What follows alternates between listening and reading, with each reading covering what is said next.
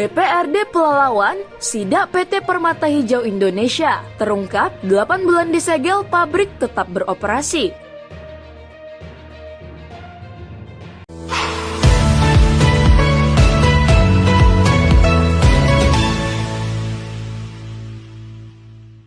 Walaupun pengolahan dan pembuangan limbah pabrik kelapa sawit PT Permata Hijau Indonesia 8 bulan yang lalu telah disegel oleh pihak Dinas Lingkungan Hidup Kabupaten Pelalawan. Namun perusahaan Permata Group itu tetap beroperasi. Mendengar kabar tersebut, pada hari Selasa tanggal 4 Juli 2023, pimpinan Dewan Perwakilan Rakyat Daerah Pelalawan dan Kepala Dinas terkait melakukan inspeksi mendadak, dan saat diperiksa oleh DLH dan pimpinan serta anggotanya DPRD, kontak panel listrik untuk menghidupkan pompa pembuangan air limbah yang berada di sudut kolam limbah masih terpasang segel rantai dan digembok rapi. Namun yang membuat anggota DPRD dan DLH tidak habis pikir, kemana air limbah yang dihasilkan dari pabrik PT PHI selama 8 bulan belakangan ini? Bayangkan saja, dalam 1 jam pabrik memproduksi 30 ton buah kelapa sawit dan menghasilkan 50 ton air limbah bekas rebusan buah kelapa sawit. Artinya, dalam 1 hari kalau pabrik bekerja selama 20 jam, maka air limbah yang dihasilkan kurang lebih 300 ton.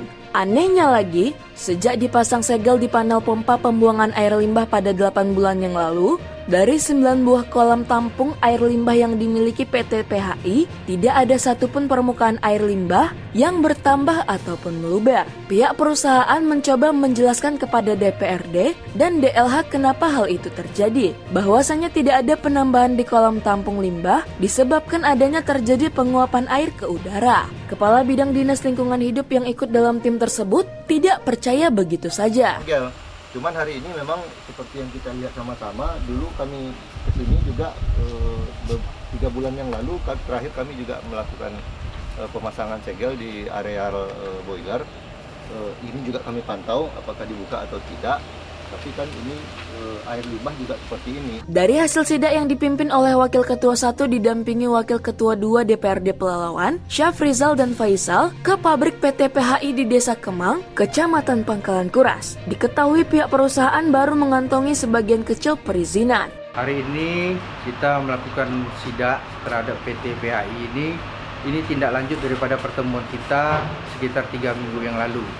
Dari pertemuan itu kita dapat informasi bahwa perusahaan ini hanya memenuhi sebagian daripada izinnya. Nah, izin yang belum dilaksanakan oleh perusahaan ini ada beberapa. Setelah pertemuan itu kita minta perusahaan untuk menyampaikan data-data yang kurang ke DPRD Kabupaten Pelalawan. Tapi sampai dengan hari ini data itu belum diberikan. Oleh karena itu kita turun ke sini untuk melihat izin yang belum diberikan oleh perusahaan. Nah, yang kedua kita melihat izin limbahnya. Limbah memang kita sudah sampai ke kolam belakang sana. Secara kasat mata kita melihat beberapa limbah lah. Tapi kita tidak tahu limbah ini apakah dikeluarkan secara sembunyi-sembunyi atau tidak. Kita belum bisa melihat itu. Nah, menurut perusahaan itu sebagian menguap, sebagian terendap ke tanah. Tapi kita rasanya kurang percaya. Nah, DPR menerima begitu saja itu? Oh, tentu tidak. Hasil daripada kunjungan kami bersama dengan Dinas DLH tentu akan kita rapatkan lagi di kantor nanti. Tidak puas dengan meninjau kolam limbah, Wakil Ketua 2 Faisal melakukan pengecekan alat ukur atau tera, seperti timbangan buah, tera air bawah tanah, tera bahan bakar minyak, tera listrik, semuanya pun bermasalah. Pimpinan DPRD Pelalawan tersebut juga menyoroti plat nomor kendaraan operasional perusahaan, mulai dari mobil minibus sampai truk lansir buah. Semuanya kendaraan perusahaan sawit tersebut berplat nomor luar Provinsi Riau. Dengan begitu tentunya Kabupaten Pelalawan sangat dirugikan, terutama pajak. Berusaha di Kabupaten Pelalawan, tetapi bayar pajaknya di daerah lain. Kalau untuk timbangan TDS itu uji itu cuma selisih 20, itu udah ambang batas. Jadi tim kita udah cek dan juga tapi dengan CPO itu berbeda. Timbangan CPO lebih tinggi dia dengan angkutan yang sama, truk angkutan yang sama. Mungkin itu kan gitu. Tapi ini udah jelas-jelas ya. itu tidak ada uji teranya, segel tidak ada untuk masalah air bawah tanah. Terus yang kedua, ini masalah listrik non PLN. Ini sudah jelas-jelas juga tidak ada segel mereka. Pemakaian mereka ini tidak ada, kalkulasi hitungan meternya itu tidak ada, teranya juga itu loss ya.